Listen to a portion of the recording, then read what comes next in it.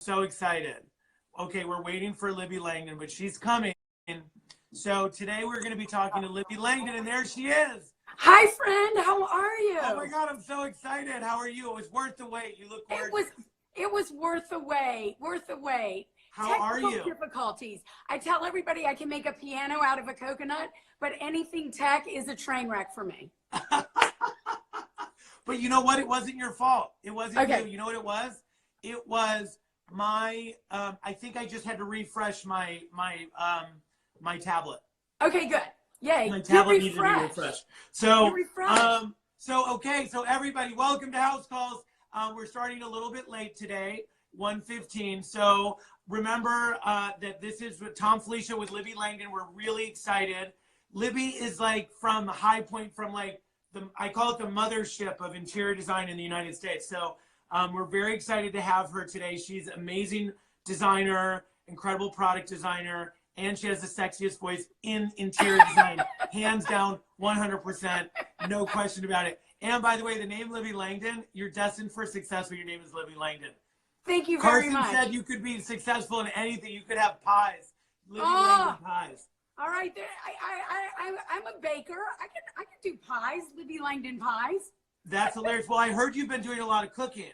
Oh my gosh, I have been doing so much cooking. We are gonna weigh like 600 pounds when this is over. We've been eating like we're going to the electric chair.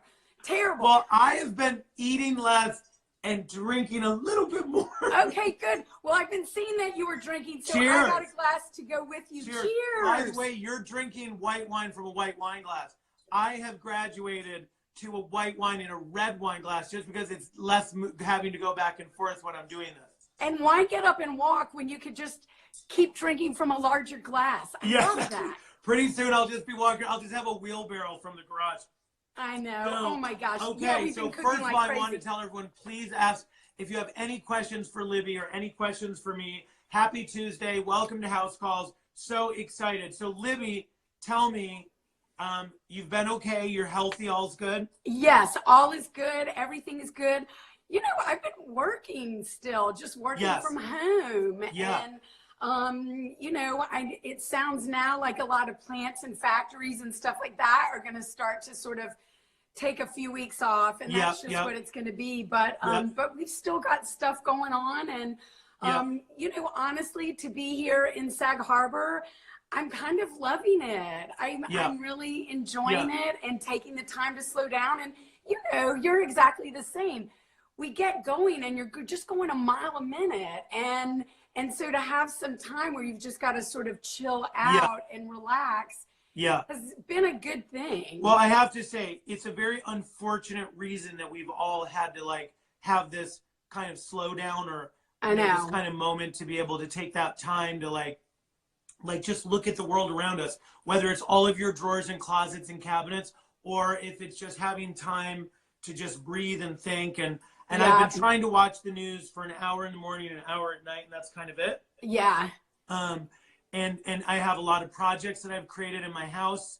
And then also I'm doing work stuff like you are. So it's been great. So I'm happy to hear that you're good. Yes. And it sounds like, okay, you're out in Sag Harbor. So you're in a good place and you're feeling safe. And are you quarantining? Are you like playing by the rules? Yes, we are playing by the rules. And what we have been doing is just going for walks down by the bay at night. And that's been really nice too. And so no, but I think the key is to really stay in, you know, when they say stay home, stay home. Stay home. It's easy. I agree. It's easy. And by the way, listening to you talk, I will say once again, best voice in the business. I love your voice. You have that combination of Southern and that little sort of sexy raspiness. It's cool. You. I love it. I love it. I love it. So Libby, you are, as I was telling everyone, you are from High Point. You grew up there, right? Yes. Now, for people that don't know what High Point is, it's where the largest sort of show for product and design in the U.S. happens every 6 months. Yeah. And Libby and I, we always see each other on the airplane going to and going from, it seems like. And then when we get there, we're kind of submerged we're immersed into our world You're immersed into the world of Libby, and I'm doing what I do for Thom Filicia, and I'm in my showroom, so I don't really get out as much as I would like. I do try to go out, and I go to a few watering holes late at night, you know, like 11 o'clock. And I've seen you at some of those every now and then. What was that? I've seen you at some of those every now and then. Oh, please. We've seen each other at every single one of those, every single goddamn night. No, and it's wonderful. But so tell me, I'm a fan of High Point. Yeah. I love it. It's become a big part of my career, and I really enjoy it. I've made a lot of great friends who live in Greensboro, who live in High Point, who've grown up there. I know some other people that grew up there. I actually grew up in upstate New York with the family that owned Stickley Furniture, and of their kids were friends of mine because we went to summer camp together and like proms and all this other stuff, and we were all like kind of like we all grew up together, and they're there, and they used to talk about it, and I didn't really even know what it was when I was a kid, but I thought, it's just so interesting to be. I feel like High Point in North Carolina is such a huge influence on my career, and I love it, and I have so many friends. So you grew up there. Your mother worked as a designer, right? Yeah, and my dad your dad worked in the fabric world. Yes, exactly. How was that? Was that fun? Amazing. And I laugh because I feel like you and I are kind of in the same boat. A lot of times people will say, oh, High Point. I love going to High Point. I love that market. I think it's so much fun. It's super inspiring. It's over 12 million square feet of showroom space. Yeah, it's incredible. Growing up there was awesome. Oh my gosh. It was like the circus would come to town twice a year. And by the way, I mean, I just think about like what I love about, the world and design, and what really, because I'm always I'm always thinking about product and ideas and design and interiors and homes and architecture. And so growing up and having that, I think I would have lost my mind. It was so much fun. And my mom and dad would throw these big parties, and we just loved it. And I will tell you, my version of High Point was that my mother was a realtor, when I was growing up, and she had a lockbox key, which is this key back in the day before it's all digital, that you could go in and see houses, right? Right. So one of my best friends, John Lowe, and I, when we were kids, we would get on our bikes and literally bicycle to like the next suburban town, that was like, I don't know, 14 miles away, 10 miles away. I don't know how far away it was, but it was a long day on a bike. And we would go there, and I have this lockbox key that I basically stole from my mother's like keychain.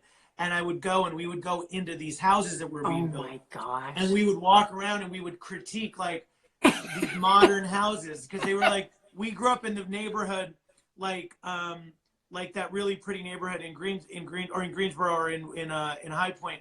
They're all the 1920s houses, that's very charming, beautiful, picturesque, like winding streets with big trees.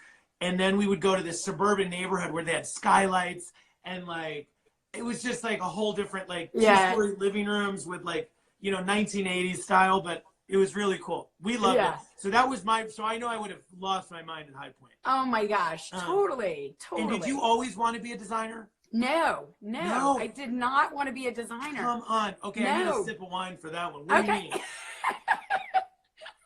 No, I didn't want to be. Cheers. I didn't want to be a designer. No? No. I love performing, and I grew up performing in North Carolina. And then I ended up moving to New York when I was 16 to model. And you're not going to believe this, but I was never asked to be a model. I don't believe that. I don't believe that for a second. I stay-at-home hand model. That was probably the closest thing I would have ever gotten to modeling. They were like, ma'am, sir, whatever. Anyways, get out of the way. I know better.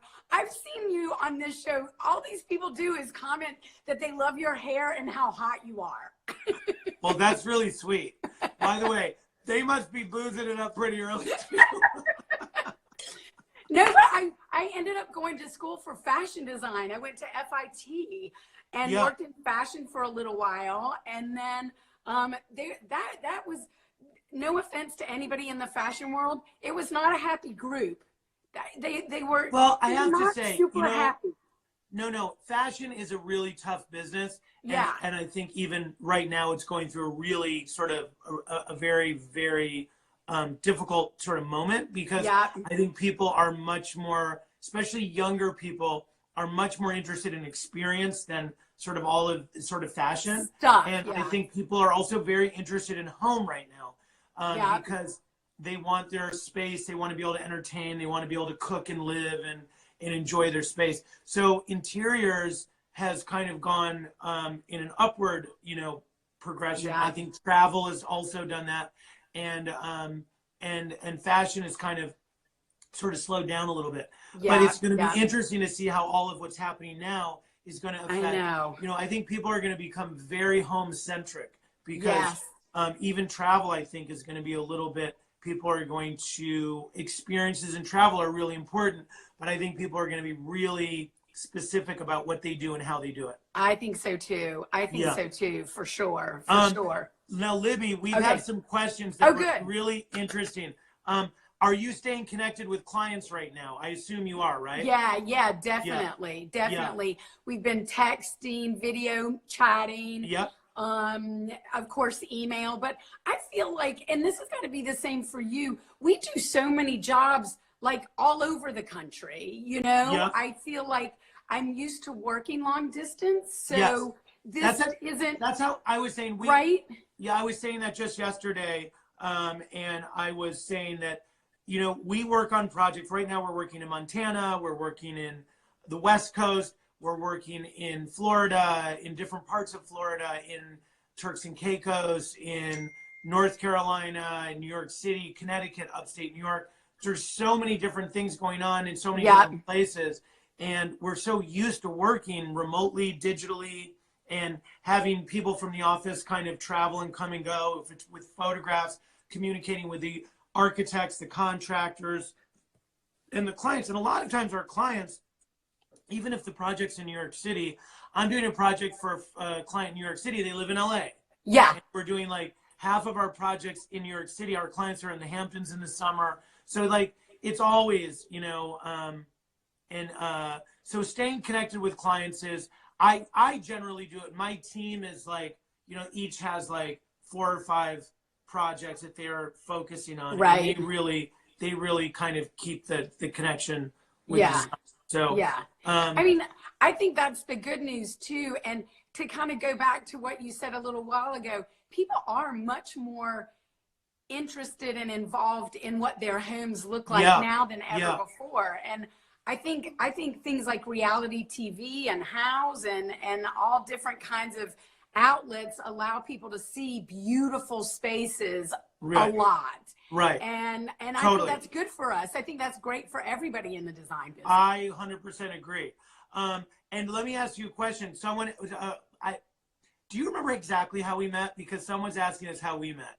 Oh I think it was at High Point. I was at High Point. For sure it was at High Point. I think it was at High Point. Yeah, because I remember I remember meeting you, and I don't remember exactly where we were, but I just remember when you walked in and your voice, I was like, who is this fabulous woman? Like, who is this? Like, she is like, this woman's in charge. She's got, she knows, she's like, and by the way, back in the day when I was in High Point, I didn't know what was going on, and I was trying to figure it out. I mean, so I do, it probably was High Point, because I think that's a place where you're like, I mean, you're in your kind of space there. And you love product, right? You love designing product. I love designing product. And for me, I think part of the fun of it is, as designers, we really get to work on the front lines with the end user, the person who's going to be buying the product. And I think to be able to take all of that insight and information and kind of use it as product design inspiration, that really helps inform the stuff so that much I'm of what making. we do. Yeah, absolutely. I agree. I think I always say, like, my design company and what we do for our private clients is, whether it's commercial or residential, is a really great laboratory for so much of what we do and how we sort of like understand what's going on in the world of product. But I will say one of the things that's really been helpful for me also is working in television and working with readily available product a lot, which is very different than what we do in our business. It's really interesting to see what's available right there at the store. Yeah. What people to the trade have to wait for, and sort of understand how that bridge is starting to like narrow as well, which is, I think, very interesting. And I have to say, I have to do a shout out to my friend Bradshaw, who lives in Greensboro, who's watching us right now. And he's one of my best friends. And I met him through High Point. I would not know him. I have a great group of friends from High Point, and Bradshaw being one of them. Even though he's a total dingling, he's been building a pool for 300 years. I don't know. I don't know what the hell he's doing. Do they build pools slow in North Carolina? Yeah, I don't know with the pools. Hey, so my friend Robert McNally just asked a question. Yes. And he said most of the products, I'm sure, are a success. Have you ever designed something that's been a real miss? I can tell you, I've designed some terrible rugs. I've designed some really terrible rugs. Well, I have to say, not my collection now. I'm designing a rug line right now. I'm designing a new rug collection as we speak. I think a lot of it is, I think rugs are a difficult thing to do. Yes. Because you can design it, but then it has to go away and it takes a really long time and it comes back. And then you've got to look at these like samples and these sort of swatches that they send, and really make a lot of decisions and really trust the people that they really understand your vision, because when they come back that second time, they are what they are. Yeah. I had a line a while ago. Furniture is a little bit different because you get to sit on it and feel it and look at it. You get photographs. You can go there. There's a whole different thing. So I think each product line has its own sort of personality. Yeah. And so I think that's kind of an interesting, but I have to say, I really love the business. I love factories. I love dealing with the design process. I love dealing with, I don't know. I think the whole thing, it's an interesting, it's manufacturing. Oh my gosh. It's so cool. And it blows my mind. And what I wish is that, I was just down at the Fairfield factory where my furniture is manufactured in Lenore, North Carolina. Yeah. And don't you wish that people could go through a furniture factory to see how many hands touch one piece of furniture? Yeah. The sewers, the finishers, the frame builders, the upholsterers. I think a lot of times people think there's like a machine and you stick a tree trunk in the end and a piece of furniture pops out on the other end. It's insane. And by the way, even think of the fabric that we have to curate all those fabrics for each collection, and then all that fabric has to be procured and put into storage, and it's just like the nail heads, the details, the welts, the wood finishes, the metals, the metal finishes. I mean, there's so many details, and there's so many different hands, like you said, that go to making it happen. It's really incredible. It really is. It's one of the neatest things I think I've seen. So if you ever get a chance to go through a furniture factory, everybody check it out. I have to say, in addition to the furniture factory, one of the things that you got me involved with that I love is the Bean and Stock Furniture Library in High Point. And you're super connected and involved in that like as like a charity, or as something that you're involved with, right? Yeah, I'm on the board of the Bean and Stock Furniture Library. And I think what's interesting is a lot of times people will go to High Point and they're just there for the market. And what you don't realize is there's so many other amazing resources.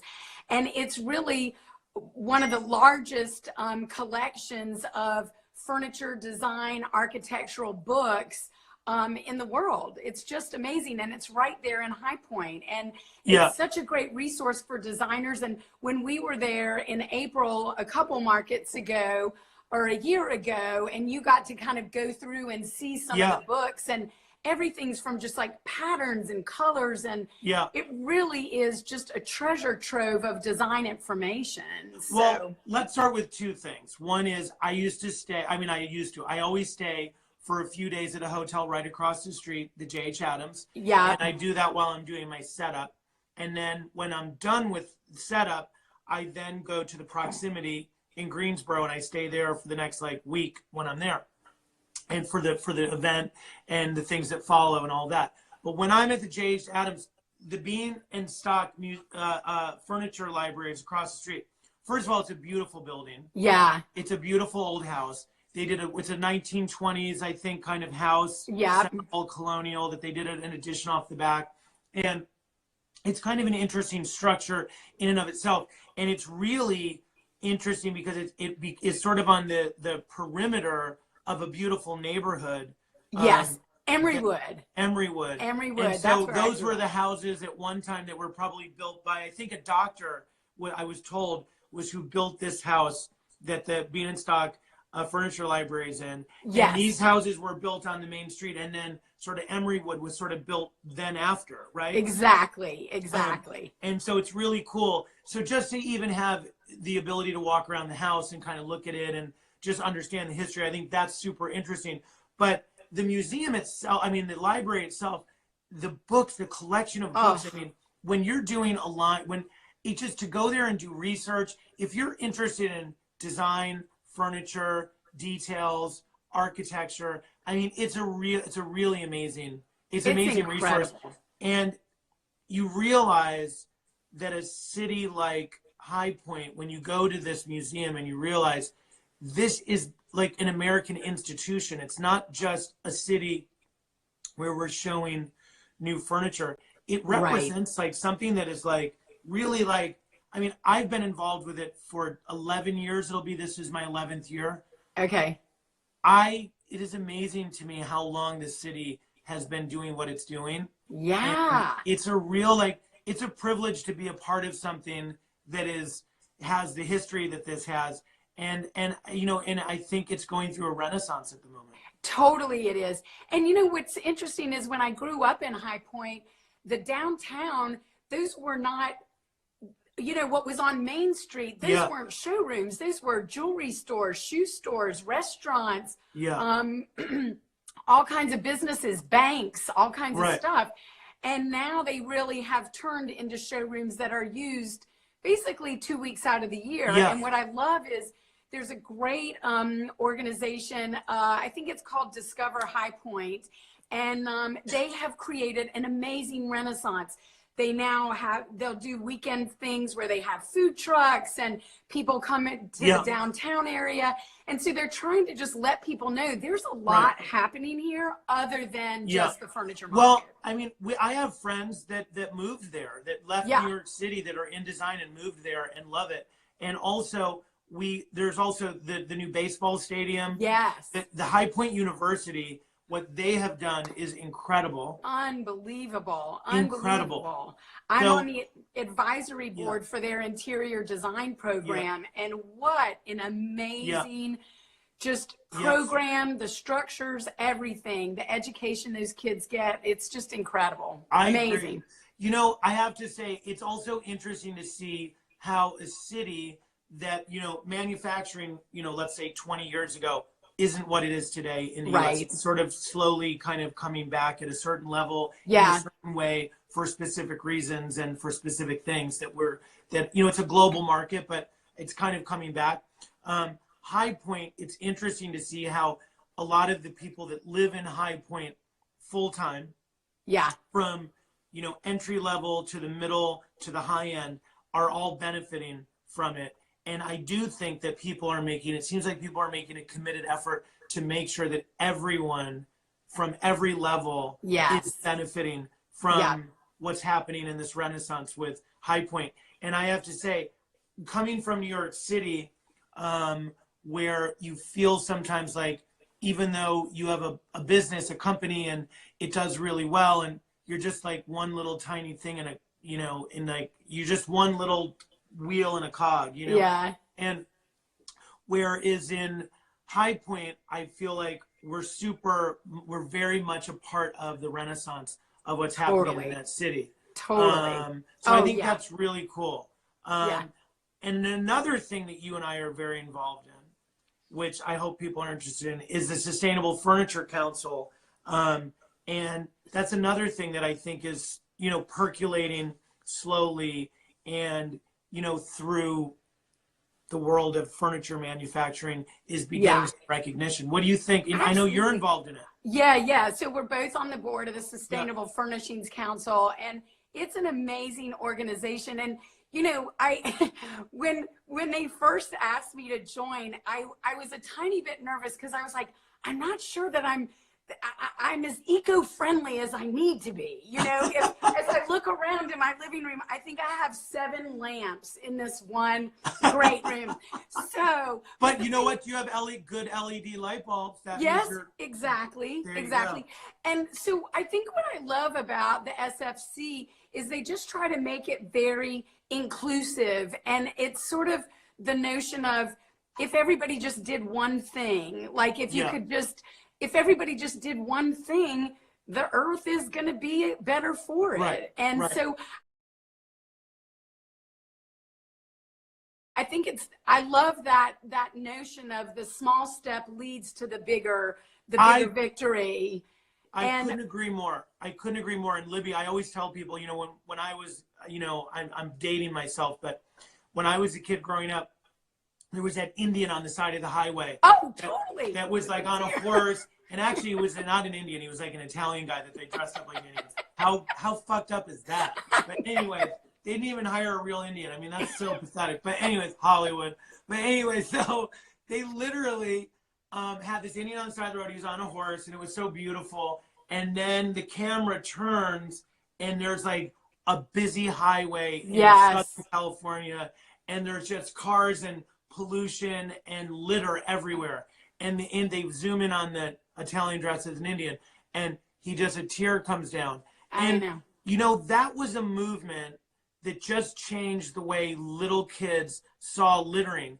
And that's when the word litter bug became a thing. Like, oh, don't be a litter bug, don't be a litter bug. Right. And I think, you know, probably adults thought it was maybe corny or stupid or whatever, or maybe just didn't think it would mean anything, because I think so many people don't understand the power of that changing a generation. Yes. So my entire generation, I don't know anybody that throws anything out of a window of a car. Or doesn't look for a garbage can. Yeah. Or an ashtray or something to properly or puts the plastic in the plastic hole and the metal in the metal thing. You know, so I think that changes the way people think. And I think what we do with the Sustainable Furniture Council is that we actually are talking about things like using recycled springs. We're talking about using certified woods. We're talking about using organic foam and rubbers. We're talking about doing things that people don't even see, but knowing that what's inside your furniture is good. It's coming from a good place. And I think, you know, if somebody, all they're doing with their kids is teaching them how to recycle or help using like thoughtful light bulbs, you know, not everybody can just afford or just participate at every level. Right. Every little piece makes a difference. Every little piece makes a difference. It does, for sure. And I think the other thing too is that there's so many different levels of it, and there are manufacturers that are, you know, a big manufacturer, and they have the capability to put practices in place. But even the small manufacturers or designers or just people, you could do one thing and it's going to make a difference. It starts with an attitude. Yes. And it starts with a point of view and an attitude. And it starts it starts in your kitchen and the way that you deal with recycling and garbage and all that other stuff. And it's just a philosophy. But I will say Vanguard, who I work with, who manufactures my furniture, they're an amazing partner of the Sustainable Furniture Council. They have an amazing recycling program. They have really implemented, and they're always looking for different ways with the furniture, with all of the materials that we work with the finishes. We're always looking for ways to be thoughtful. And again, I think it's a great example of it's just these little things that then get other people to do those little things. So the sustainable furnishings, you can go and learn more about Sustainable Furniture Council at sustainablefurnishings.org. Yes. And it's, it's really interesting. You can really, whether we're talking about low VOC paints or recycled, talking about recycling or repurposing, or fabrics that are environmentally friendly, or we're talking about the just sort of the construction of what we're working in. Yeah. It is very interesting, and I'm happy to be a part of it. And I love that you're a part of it because, you know what? We need a good, sexy voice in the sustainable furniture world. know. We've got to, I think our next big effort is how do we make recycling and eco-friendly things sexy? We got to make it sexy. If it's not sexy, I don't know how it's going to catch on. Well, you know what? I do think, I did a project not recently, but a few years back where I did a environmentally friendly condo in New York City in a building that was like platinum certified. Wow. And I made the interior looked like sexy and beautiful, and yet it was totally sustainable. Yeah. And so and the whole point of that, and it's at ThomFilicia.com portfolios. You can go and see it. It's called oh God, what's the name of it? I can't think of it right now, but it's it'll come to me. But it was a really great story visually about how to make things, like you were saying, sexy. So it's the Sustainable Furnishings Council. Yes. So keep that in mind, not Furniture Council. It's Sustainable Furnishings Council. And also specific programs, schools you'd recommend for someone interested in pursuing design. Do you have any schools that you love for people pursuing interior design? Yeah, I mean, I love High Point University is amazing. Parsons is great. I think the New York School of Interior Design is good. Did you go to interior design school? I have a degree in interior design. Okay. And I studied interior design, and I love the program at Syracuse University. Okay. It's a great program. The School of Visual and Performing Arts interior design program at Syracuse University is amazing. I also really love New York School of Interior Design. Parsons is great. I think that RISD has a very interesting program. Yeah. There is New York School of Interior Design. Who else? I have an honorary degree from the New York School of Interior, master's from the New York School of Interior Design. Yeah. Fancy. Yeah. Doctorate. No, doctorate, not master's. Doctorate. Oh, Dr. Tom. You can call me Dr. Tom. I'm going to call you Dr. Tom now. Dr. Tom. I told everyone in my office, I said, from now on, just call me the doc. And by the way, the name of that project that I did in New York City is called River House. And it was the first platinum LEED certified building in New York City. And they asked me to do the model unit. And you can go on to my website, ThomFilicia.com portfolios, and you can see it. It's really interesting. So that's kind of a cool thing. I have a question for you. Yes. What do you have any one favorite interior design project that you've ever done?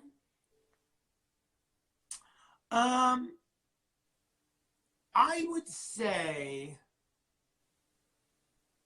two projects. Okay. For two different reasons. Okay. I did the World's Fair in Aichi, Japan. Oh my gosh. And I represented the United States, and I designed a space that was basically a modern interpretation of Americana, and like presenting the best of like the United States in an interesting, cool, comfortable way for all these diplomats and all these different people coming. And it was a place for them to go. It was almost like a hotel lobby environment for them to go and like recharge and, plug in all their stuff and like just kind of get their, and it was really cool. And we did it in Aichi, Japan on a property that was donated for that specific moment, not donated in forever, but just for that time. by the Toyota family. And they had to build this sort of city basically on stilts so that it didn't affect the environment. When they took it away, they basically, all they do is pull out all these poles. It floated over like basically the earth. And we built this. It was amazing. It was a really cool thing. So that was a project that I loved. I would say my favorite design project that has probably brought me the most happiness and the most safety and the feeling the best is my house in Skinny Atlas. It's my personal house in Skinny Atlas because I'm here right now. It's the place where I go to disconnect and relax and unwind. And I have an amazing group of friends here. It's a beautiful place. It's in a beautiful part of the state in the country. But also I'm here right now and I feel safe. Yeah. And I hope that everybody has a place that they feel safe and they feel comfortable and they feel connected. I love my house. I love my property. I love the lake. I love the community. I love the town. I love the people. So I have to say there's something really, and feeling safe right now is very important. And so I thank this house and this town and my friends here and my life here because it's like Sag Harbor, you know? Like if you're lucky enough to have a second home and it's in a place where you kind of feel like you can go there and let your hair down. Totally. Oh my gosh, I feel that way. Our house is an upside down house. So the top floor has the living room, kitchen, dining room, master. And it is just like a Pavlovian response. I walk up the stairs and I just start taking deep breaths. It's like, it just feels like this house gives me a hug. I love that. I love that. So lucky. Yeah. By the way, I love an upside down house. Right? I do. I was first introduced to them on Cape Cod and Nantucket when I was younger. And I just thought it was so fabulous. At night, all of the bedrooms are on the lower level where it's cool. Yeah. And then in the daytime, when all the doors and windows are open and everyone's in a bathing suit, you're up on the upper level and you have these amazing views. Yeah. And you can see the beach and it was really cool. I love it. It feels very summer house. It feels like resorty, right? It feels like you're on vacation at your house. I know. Yeah. I feel that way. And also it's interesting to have the reverse, you know, I mean, I think sometimes when you're designing a home for somebody, it's interesting. Like if you do someone's home in the city or wherever, or their house in like, you know, Connecticut, it's like their main house. And then you do their ski house or a beach house or a lake house or whatever house for them. It's nice to make it so different that it's got just such a different energy and vibe. And I think when you just go from a right side house to an upside down house, it's just, that in and of itself is just cool. Yeah, yeah. No, it's great. It's so good. I think that's really cool. So that's like your, so that's kind of like, that's your place where you go and it sort of unwind, right? Totally, totally. And we're usually here, you know, Thursday to Monday, and I love it. And then, you know, we're in the city the rest of the time. But how much are you up in Skinny Atlas? You know, in the summer, I'm up here about 3 weekends a month. And then I try to do 2 weeks here, you know, in August. Yeah. In the winter, I try to do 1 to 2 weekends a month, you know? And so that's kind of but I travel a lot for work like you do. Yeah. And also when I'm in production for a TV show or doing something like that, that's like 2 or 3 months of like, just like hit the ground running at 6 o'clock in the morning. And hopefully get home by 12:30 or 1 o'clock in the morning. You know what? It's so weird. I was thinking, I was going through a deep dive on my phone to kind of clean out old pictures and stuff. And I went through and I kind of was tracing back and just like, oh, I was in an airport then. Oh, I was in an airport then. Oh, I was in a hotel then. Yeah. You know, and time was just flying. And I wonder, do you think time is going to slow down now because we're not like at an airport, not traveling this week? You know, I feel like you can look back and miss a whole month. You know what? Let me just say this. I don't know exactly how it's going to unfold, but I will say that I think I will be a little bit more resistant to saying yes to every opportunity. Yeah. I think I'm going to be like, oh my God, that sounds exhausting. You know, I mean, like having this moment to stop is going to make all of those other things that we've done. I think I was on a gerbil wheel. You know? Right. Yeah. And it's hard to get off, but I think I got off of that gerbil wheel. That sounded weird, but I got off of that gerbil wheel. And it's hard to get off that gerbil wheel. And now I feel like I hope it's going to be harder to get back on the gerbil wheel. Yeah. Yeah. I feel but hang on. I have a question here for you. Okay. Any tips for designers struggling to design their own spaces and finding it hard to make final decisions? Oh, yeah. I don't know about you. I think it is hard to design your own space. Yeah. I can go in and get an objective look so easily at somebody's house and just be like, oh, we just need to move all this stuff around and whatever. But when you are doing your own house, it's really, really hard. But I almost think it's kind of like, I agree. Agreed. It's really tough. But I think it's almost like cleaning out your closet or restyling a wall unit. Everything's got to come out. You got to everything's got to come out. You can't clean your closet and just do it like a little here, a little there, or just kind of restyle some things on a bookshelf. It's just got to be like a clean sweep, start with a clean slate. And I think also it's important to think about how you're going to lay out your space. And a lot of times if you've had your furniture set up a certain way, you feel like it has to stay that same way. Well, I think we live differently because of technology now, you know, because of iPads and things like that. So maybe the way your furniture used to be set up, you had a big old honking tubular TV or whatever. Right. You might just be able to zhuzh it all around and flip it around and have something completely different. So I think it's harder to do that when you have a focal point like a fireplace or something like that. Yeah. But I think it's really important to just abandon all that you thought you knew about your space and just try to get it with a clean, clear look. You definitely have to go into it with, you just have to say like, I'm going to start fresh. Yes. You know, and also not be emotional about it and like, feel like, okay, how is this going to be? I always start with the bones. And I find that once you start with the bones, which can be a little bit more sort of like, I don't know, easy or transactional or something. Then it's really more the interior design part, I think that's harder for designers, but and it's just because I think we have so much stuff that we're connected to that we like. Right. I'm doing a very modern house for one client, then I'm doing a Georgian house for another client. And then I'm doing a, you know, sort of a transitional house for another client. And so there's so many things that I like that I'm like, do I like it all? Yeah. I want everything. It's you have to really sort of figure out what your vibe is for your space. And I think that I have a question. So I have some fun questions for you. I think they're fun. If you could have a drink with anyone, dead or alive, who would it be? Princess Diana. Oh my God, I love that. Yes, I was obsessed. Well, I still am kind of obsessed with royalty. I would have loved to have had a drink with her or a cup of tea or whatever. You guys would have got along really well. Yeah. I do. I swear it, I'm not kidding.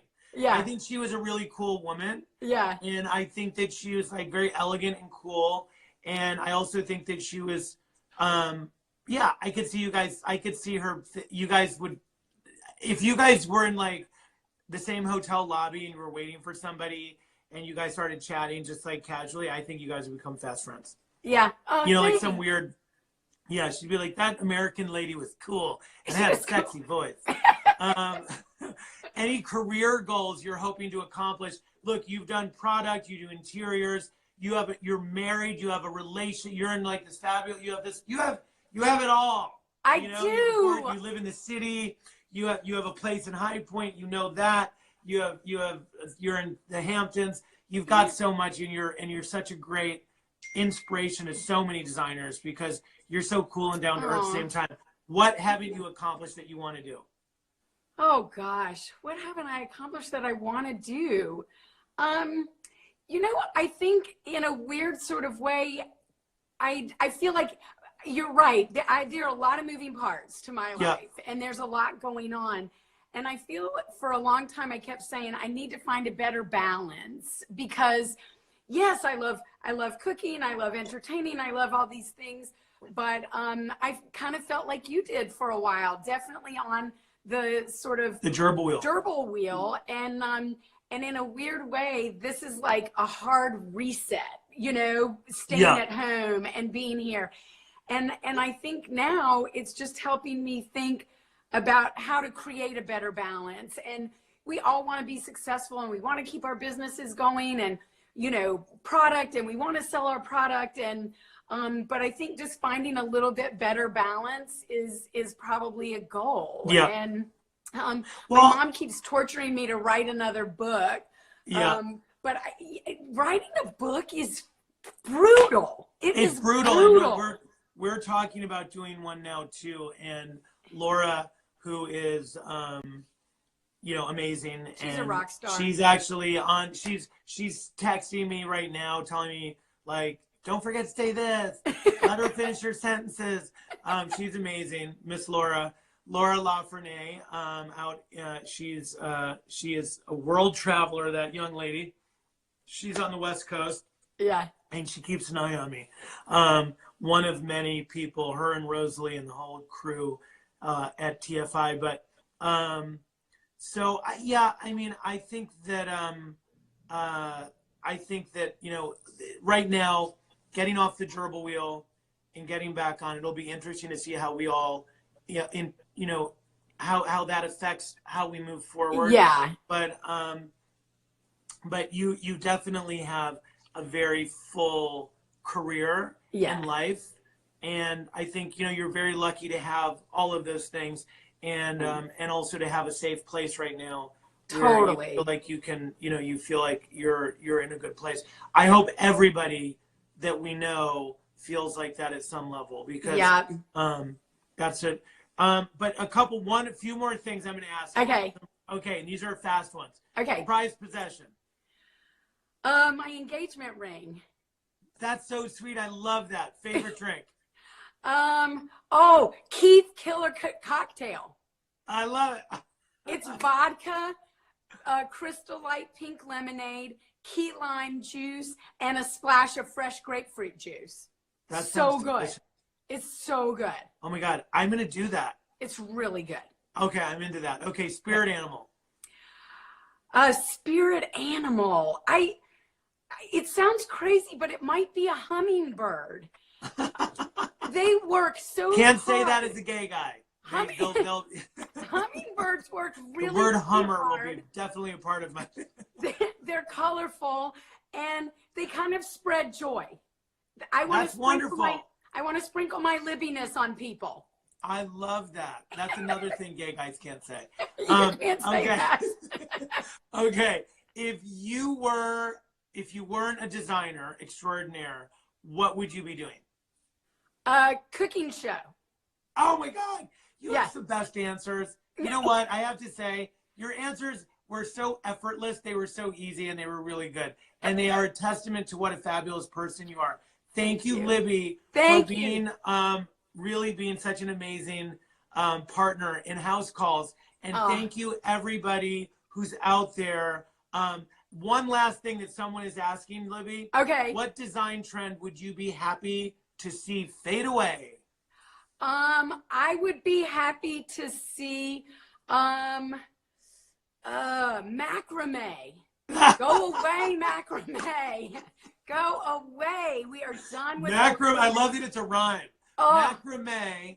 Go away. Okay, you heard it from Libby, people. Macrame, go away. Go away. One thing I want to give a quick shout out to is, I know we're joking about I'm cooking and everything, but there's some great charities that you can easily donate to. So go to feedingamerica.org, go to mealsonwheels.com, and nokidshungry.org. It's so easy to donate. Give as little or as much as you can. There's some people, I'm getting to cook and have fun at my home, and there are some people that aren't able to do that. So just make a donation if you can. Libby, I think that's so fabulous, and thank you for bringing that up. And do me a favor, will you say the name of those again? Yes. It's nokidhungry.org. Nokidhungry.org. Yeah, feedingamerica.org. Feedingamerica.org. And mealsonwheels.com. And mealsonwheels.com. Okay, thank you, Libby. I'm gonna jump on that. I'm serious. Okay, good. Thanks for answering my house call, everybody. Thanks for coming out and spending some time with Libby, the fabulous Libby Langdon, and me. We had so much fun. Thank you for inviting us into your home and letting us be a part of your quarantine. Stay home, have fun, donate to these great charities, cook, spend time with your family and your friends, or even just your pets or just yourself. Yes. And tomorrow we'll be back at 1 o'clock. Same bat time, same bat place with this batty ass decorator. So thanks, guys. I really appreciate it. Love you, Libby. Mwah. Love you too. Bye, friend. Kisses and cocktails. Bye.